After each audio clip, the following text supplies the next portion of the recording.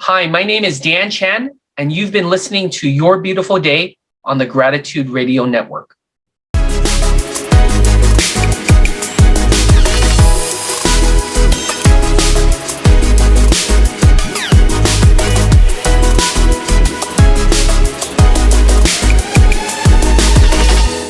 Everybody, this is Jen Mogg, Mother of Gratitude from the Gratitude Radio Network, where I hope that you are having gratitude in your day and bring it with you everywhere you go.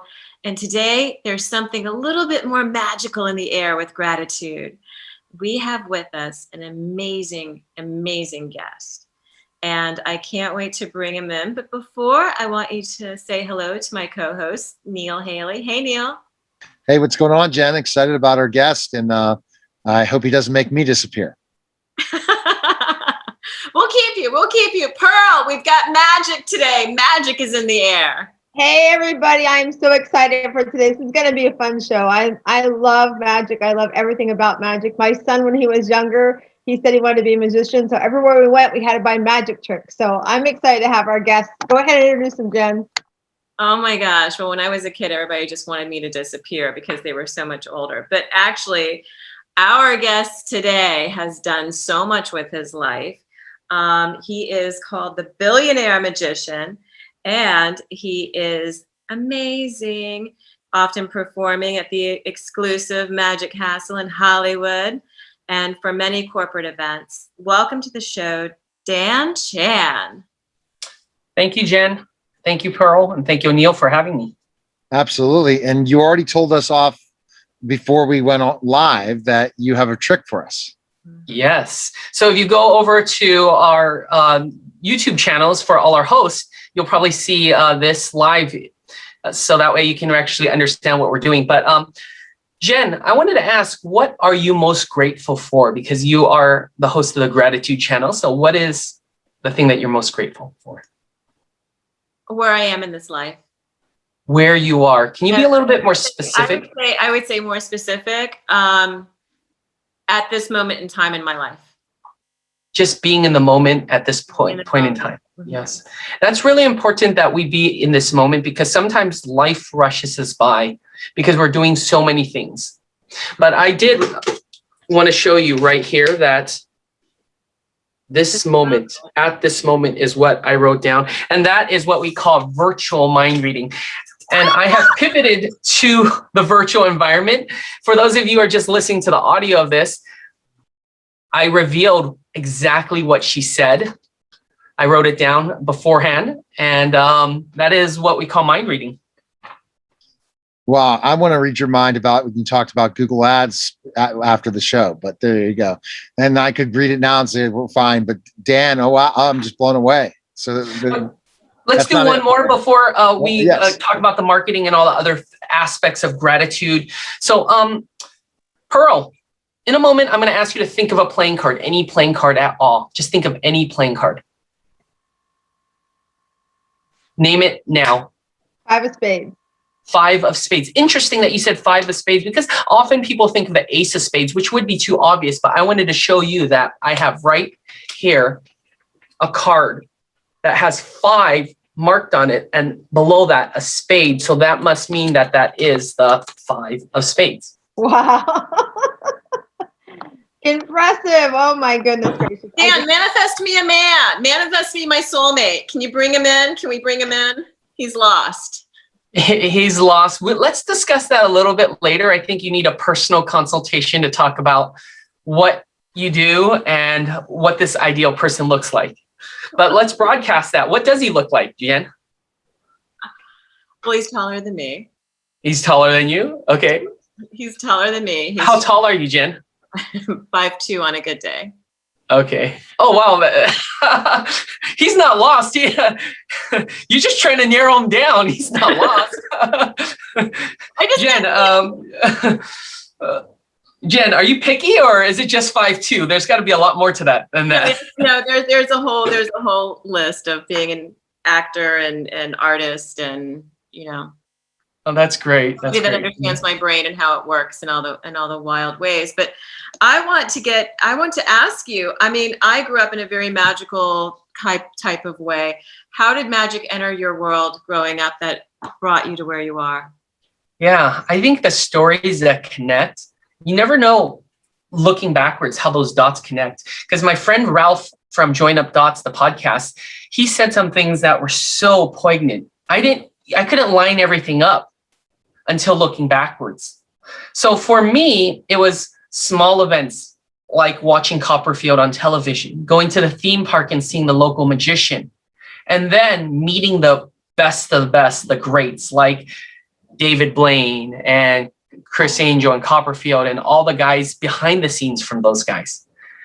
But the turning point was walking into the magic shop on 9th and Irving in San Francisco, a little shop called Misdirections Magic Shop.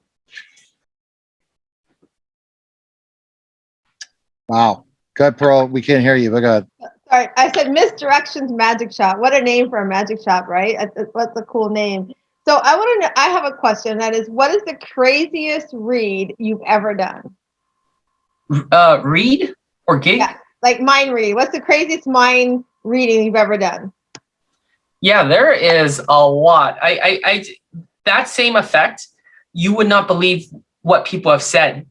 And I just read minds all the time. And I read the mind of people who worked at the CIA before. I've read the mind who, the CIA director was at one of my events. And I got to perform magic for the former CIA director, Leon Panetta. Oh my goodness. So do people just when they get you on podcast, radio shows, or TV, do they keep asking you to read people's mind or not? Or you only perform a couple during usual interviews? It's if you want to see the full mind reading show, we don't have there's a lot of Q&A today, but go to danchanmagic.com or Millionaires Mentalist, where you can get a ticket to my ticketed show. Of course, you three will get comps. You just have to let me know when you guys can show up. But for everyone else listening, millionairesmentalist.com. That's a plural. Okay, awesome. Go ahead, Jen, with your next question. How much, when you're doing all of this, how much energy do you feel is taken from you, and how do you refill yourself? Yeah, my wife feeds me really well, and those kilocalories keep me thin from all that work and stress. Believe it or not, this type of work requires you to project a lot. So the funniest thing is my family asked, Dad, how do you fall asleep? Like instantly, like literally when I lie down, I am out within typically 5 seconds. That's no joke.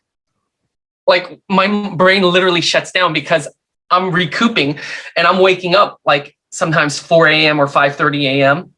and I'm going till 12. So I just literally fall asleep. And there's also those days where you take off, but I'm a little bit of a workaholic. So you probably should tell me what I need to be doing and telling me what that magic is, because I myself have not, I felt like I'm always giving.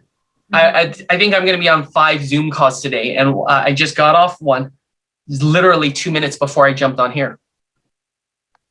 So I have a question. So Dan, so do you ever turn it off? Like, we've talked to mediums before, and they're like, they feel like it's always on, right? Can you ever turn it off, or do you feel like you're always on? And then talk about, some coaching, like setting those boundaries of being like, can you turn it off? And can you say, I'm going to turn it off right now? And so how does that work? Or do you find you can never be off? Yeah.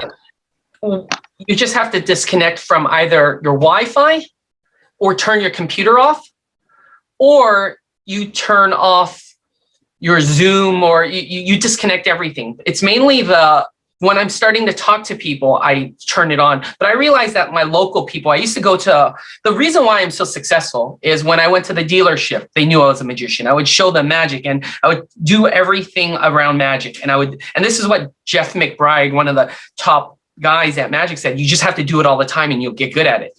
Now that I'm on national level or international level, when I walk around, my car dealers guys don't know I do magic. They don't know anymore because that's when I'm off. That's when I let them serve me.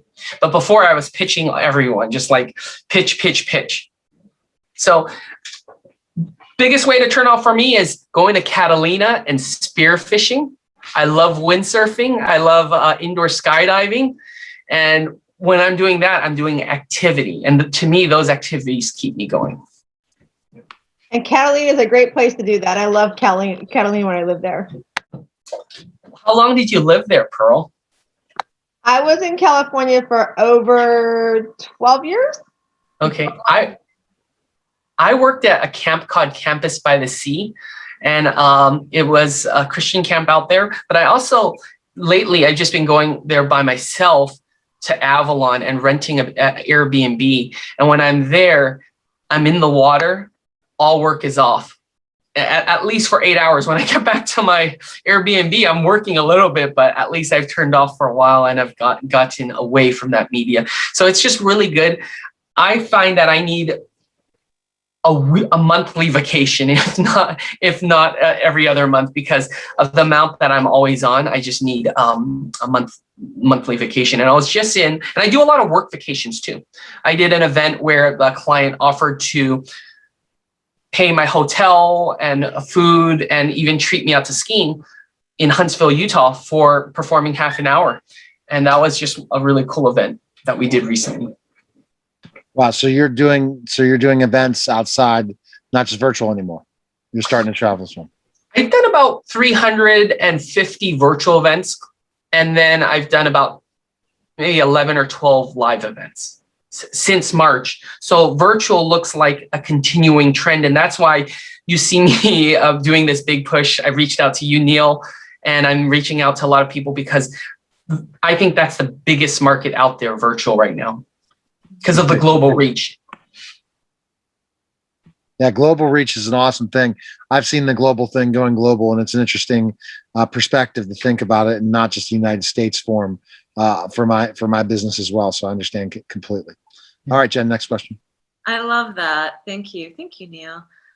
Dan, what are some of the things that corporations, when they book you, that they're looking for? But specifically, are they wanting to receive?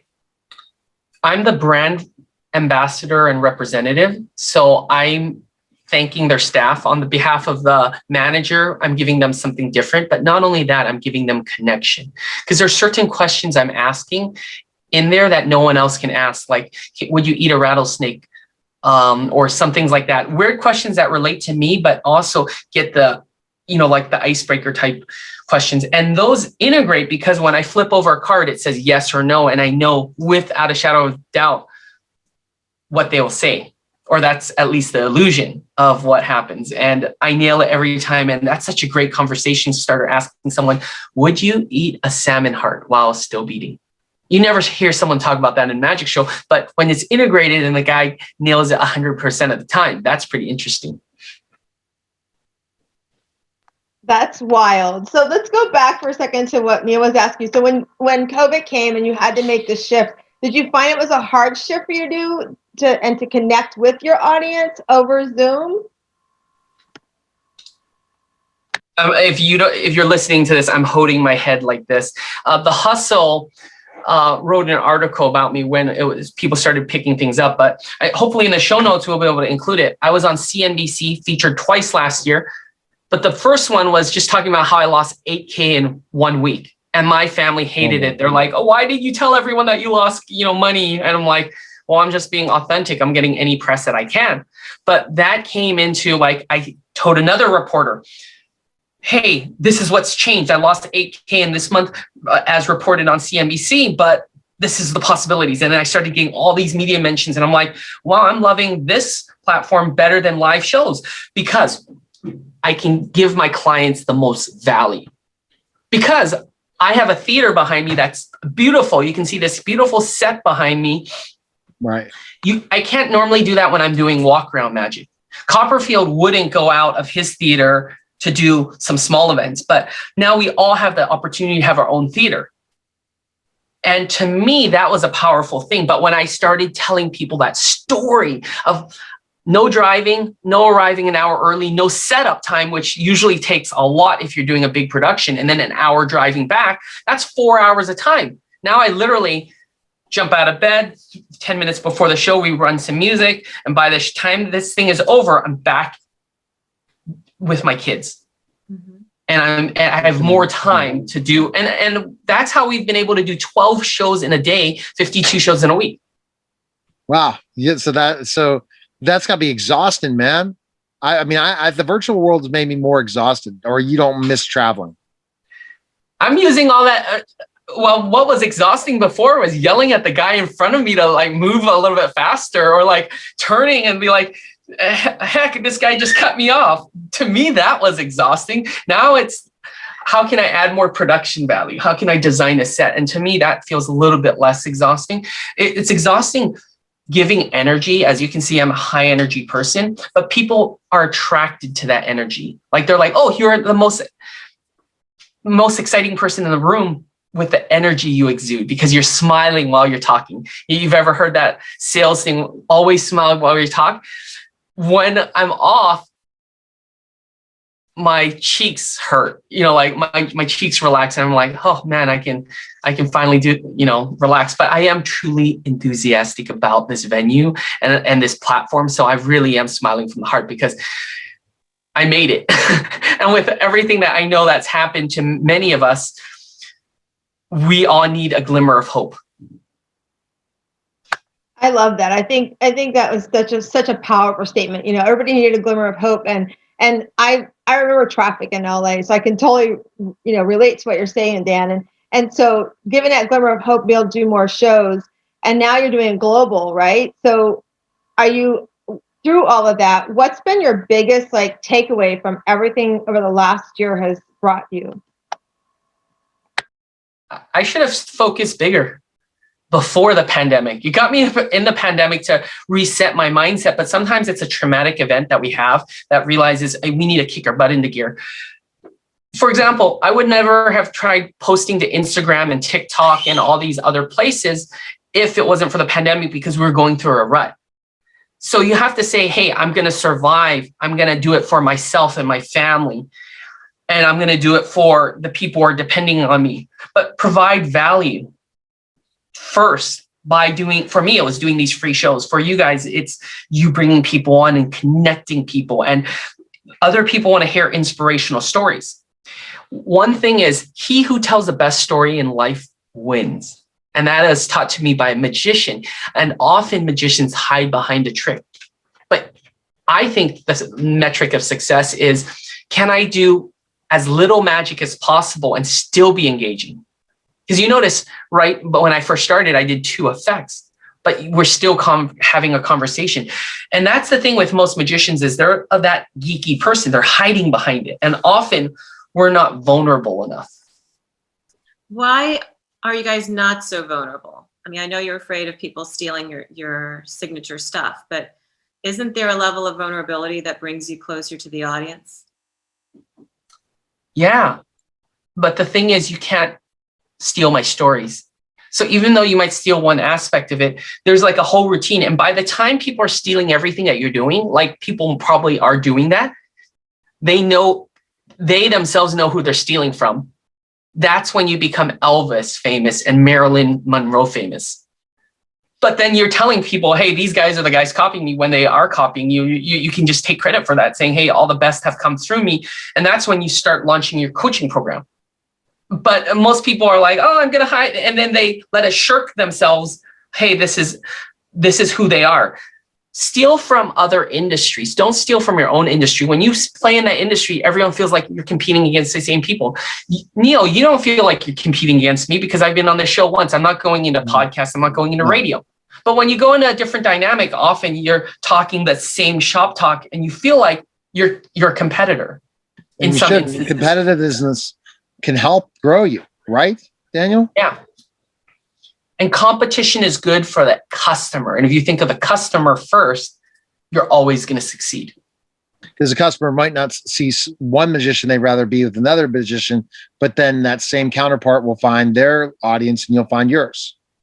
Absolutely. You're just looking to make the thing bigger. But if everyone's doing the same thing, you're going to be at that level because you're competing against price. But if you saw me here and you saw me do that wonderful effect, and if a lot of people are doing it, you're still going to want me first. It's only when you can't afford me will you go to other people. In fact, no one can do that. If they're stealing it, sure. But I actually invented those two effects that I showed you because I'm showing my signature effects. I know people are going to steal it. It's just natural that we copy. And I think it's in our DNA. Think about this. When we replicate for children, it's from one adult and another adult, you're producing something. But people are telling themselves, hey, I'm cutting it off. I don't want you to replicate anything. But don't just steal from me, steal from one other person and show me something that I can appreciate after you stole it from me and show me something different that I can be like, wow, that was really, really cool. I liked where you took it. As opposed to you stole from me and then steal from clients. And I think that's the biggest problem in Asia is they're copying, but they're not having that lifestyle where they're free enough where they can create. And once you start creating, then it doesn't matter if people are stealing from you because you're so far ahead. So I think it's a mindset that some like in Asia, I can say this because I'm Asian, is they don't have creativity experts. And I hope one day to go out there and say, hey, why don't you do this differently? If you're copying, you're only going to get what's left over. And that means a cheaper price. And that's shortchanging yourself. They're trying to sell to American markets when there's such a big market in Asia or other places. But they're making excuses because they don't realize what they're doing in different cultures. And I learned this because I analyzed myself and I asked myself, what am I doing right and what am I doing wrong? And I was really, really, I wouldn't take any BS from the feedback that I gave myself and other people gave me. Is people will criticize and you ask yourself, how can you make yourself better? Dan, what are some of the ways that you sharpen your skills, like mind reading, like what you were doing this when we started out and reading, what am I grateful for in this moment? And then it turns it over and there you are in this moment. How do you sharpen yourself and keep yourself sharp with all of your magic? The magic that I'm doing is really powerful, but it's an illusion. But it's so strong that people believe it to be real. And people ask me, how do you do your mind reading? It's actually a magic trick, but it's done in such a direct, theatrical way that it compels people to suspend the reality. And it is a magic trick. But when you see me put everything together, when you watch my full hour show, you're like, wow, I still don't know how he does it. This is real magic. And they don't start thinking of this magic trick. They associate it with mind reading, like you just did. I mean, you keep it new, you keep it fresh, you keep it going so that every time it's like the first time it's ever been done. And it seems so sharp. So Daniel, you could read my mind anytime you wanted to. Is that true or not? Absolutely. Then that's not magic, that's real. It's part of the illusion. It's part of the smoke and mirrors.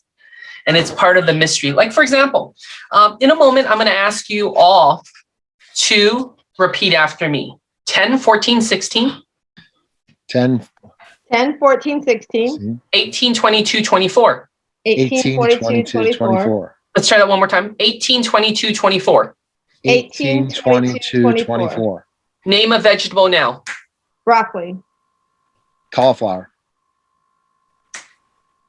Jen? Zucchini. Perfect.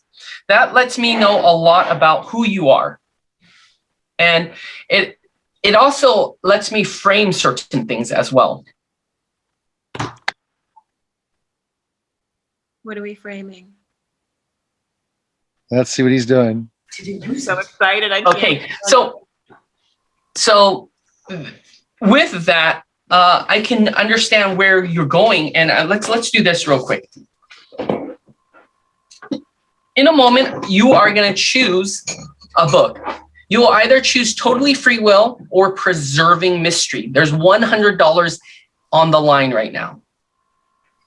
Let's get Pearl to choose one of these books. I'm going to PayPal or Venmo you $100 if I get this wrong.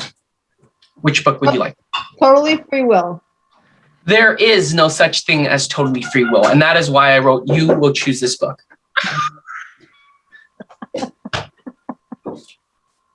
Neil, what are you thinking right now? Thinking of what? Thinking I want the $100. Interesting. I would have picked the blue one. And it also says, And not this book. I didn't see what it said. Not this book.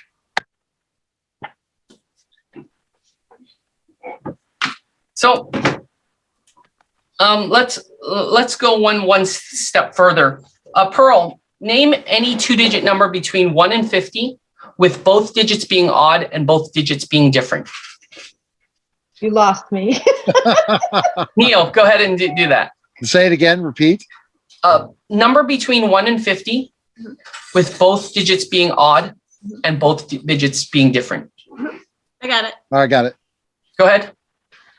Who? Me? Neil, please. 73. No, between 1 and 50. What am I doing? Jen, what was your number? 47. For both being odd and both being different. Okay, Odd. I see. So that's where I did it. So 35. Pearl, that's interesting that you said that, because when people who say 35 are a lot easier manipulated, because I have that right there, 35. oh my goodness. So it's when you get better and better at this, you nail things and you're able to bring people to that one collective spot. When you narrow things down, you're only giving them so many options. And then once they fit within that criteria, you're literally reading their mind in quotations. So do you ever miss a question? Are you ever wrong? I was just kind of wrong because you guys were wrong. You notice that I only failed because you didn't follow the instructions properly. And some of mind reading is about like pacing and following, or future pacing. It's kind of like you can't be wrong if you've brought them along the journey. If you said everything right, I have what magicians call outs and precautions. I have something for everyone. And so it's like this, choose your own adventure. When you open this door, I have a response for it, because there's only certain ways people will respond. People will say, do that with my money. And then I'll change $1 and $100. Do that with my money. I'll give me your money. And then I'll do a trick with it, or I'll make a joke out of it, or I'll do something. But as original as most people think they are, they're not original. There's formulas for that. Just like there's formulas for success, or, people are like, oh, how do you become famous? Well, you go meet as many people as possible and go to their spheres of influence and get to that. So what I do is I do a formulaic approach to magic and mind reading. A lot of mind reading is magic, but layered in a very, very theatrical way. And it's done so well that you don't even realize you're watching magic. So I have a question. You've mentioned your kids. I don't know how old your kids are. However, my question is, are they wanting to follow in Dad's footsteps, and are they doing some magic themselves today? He might answer that himself if he's actually right behind me on that set, and he may jump right in. Maybe he won't. But in any case, I'll give you a quick rundown. My son at age 5 was juggling 3 balls. By age 8, he was juggling 5 balls. By age 10, he was juggling 3 flaming torches and picking pockets. By age 12, he had 2 television credits. And by age 13, he's eating applesauce. He might not go into magic, because he might go into comedy. Oh, my goodness. So Dan, have you been on any show, like you've been on all these others, but you've ever been on any sitcoms yet, or anything where you've appeared yet? Is that coming soon? Yeah, once one of your listeners who watches said, "Hey, we want you to do a cameo and jump on there," I'm open to that. I would love that because my son's been on more television than I have been, and I want those residual checks as well. I just filmed the documentary, which I'm going to maybe we'll throw in the show notes. I'm thinking I may at one day do unscripted reality, which is a broader base, or I might do a magic special, but I'm actually leaning more toward unscripted reality because what I have, I think, fits within that format because I have a family aspect, I have a visual aspect, and we have a storyline and art because it's interesting watching people grow up. Why did we watch Growing Pains or these interesting families like Full House? Why were they such popular? It's because there were kids in it. There were families, and you're watching them grow up and doing the silly things. Why did we watch WandaVision? Because they were kids. Okay. I think he's going to be a comedian. And look at it. WandaVision. WandaVision. You know, look, he could be a comedian as long as he doesn't have to ask Dad for money. I'm happy. In fact, he's saying, "Dad, you're making money off me." When we salaried him, and he is doing such a great job. When people can't hire me, they're hiring James, and he just did 2 corporate events for $400 each. James. Ah, okay. So No, Neil, you cannot adopt him. You cannot adopt him. I wasn't I know what thinking you're that, thinking. Dan. So there you go. I so wanted a boy. You want so basically, how can your interview work well on radio? You know, to be honest, that one effect. If we're on live radio, sure, I can do something there, but pre-recorded radio, it's really hard. But if we're doing live radio, I actually have some tricks I would do right now for you, but I can't do those because it's not live in the moment. But you were live on your YouTube channel earlier, weren't you? Mm-hmm. I was live on YouTube once in a while. No, I mean just before. Okay. So all right, on Zoom. So, I was on Zoom before this happened. Okay. Before we were here. Okay, so let's go back to Jen. Jen, you have 2 questions that you always would ask Dan or any of our guests because with this, he's put us totally in a different conversation. He would be perfect. He would be perfect live on Clubhouse. Just trust me on that. He would be hilarious. But go ahead and or Fireside because I can say the name. But go ahead, Jen, with your 2 questions you usually ask our guests. Oh my gosh. Well, I have had so much fun. So much fun, as my boys have to, because they always crash my set just like yours. Could you share with us a gratitude moment that pivoted your world into where you are now? The gratitude moment is, for me, my wife putting up with all the crap I do and sticking by my side because I know how stressful it is, how much stress I put her through because I'm always changing things up and I'm always doing things at the last minute. And when you want to steer something like a larger boat and you want to get somewhere, you need to turn that wheel earlier or you're going to crash. And I've crashed this boat quite a few times and my wife has been bailing water and plugging things and doing everything. So my gratitude moment is my wife just sticking it through with me because last year or any other year, or, you know, I don't know how I would have stuck around, just to be honest, but she stuck around and she's been my rock. You know, this whole set behind me, she built, you know, and she's put a little bookcase there. She moved my studio from the other side. I think we've done like 5 or 6 studios and it was stressful. Now we're just still going full steam ahead, but I realized that I would not been able to do this without her. How beautiful. How beautiful. What would you attest is one of the secrets or magical moments in your marriage that keeps you guys together? At one point, counseling and the will to stick it through, because I think we all go through those rough patches. And I didn't realize how big a jerk I was. And she stuck it through because a lot of times people in these days will, you know, cut the cord a lot sooner.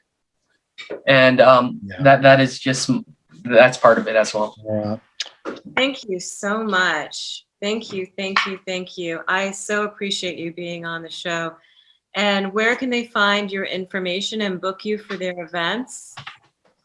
I'm online on Airbnb Experiences with a magic show.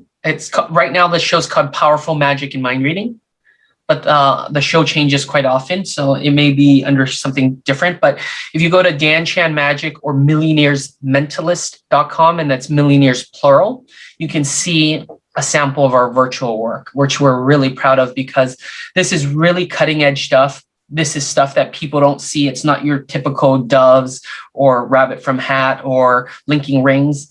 It is the next wave of magic. I used to do all that and more, but I found that mind reading is very powerful. Well, we appreciate this. This is so awesome. Pearl, I think, had a blast too, right, Pearl? Oh, I had a blast. And can I just, Daniel, just thank you for somebody who's been married for over 30 years.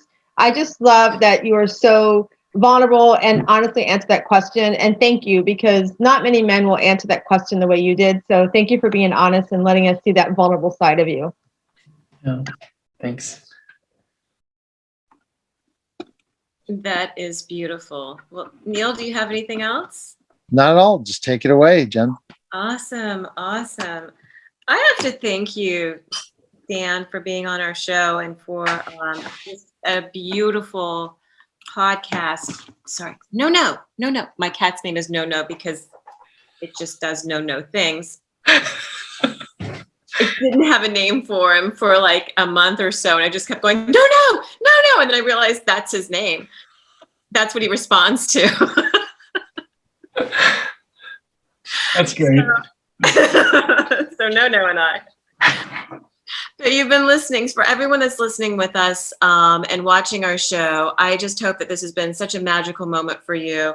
This has been such an incredible day for me to have this, because I grew up with David Copperfield. I grew up watching magic and wanting to be around it or a part of it or see it at least. And having this happen so that I can be around people like you and share the magic and have it a little bit in our life, just a little bit in our life. And to see your life and your family is pretty amazing. And I hope, fingers crossed, that you get your show that you're wanting. Yeah. Thank you. Yeah, I am all about that. So for everyone that's been listening, we have been listening to Dan Chan and themillionairementalist.com. You have to go to his website. If you have a company, you need to book him because he is remarkable and unforgettable, as this podcast has been. And remember, no matter where you are blessed, you are loved, and you are sacred. Have a beautiful day. Mwah. Thank you, everyone.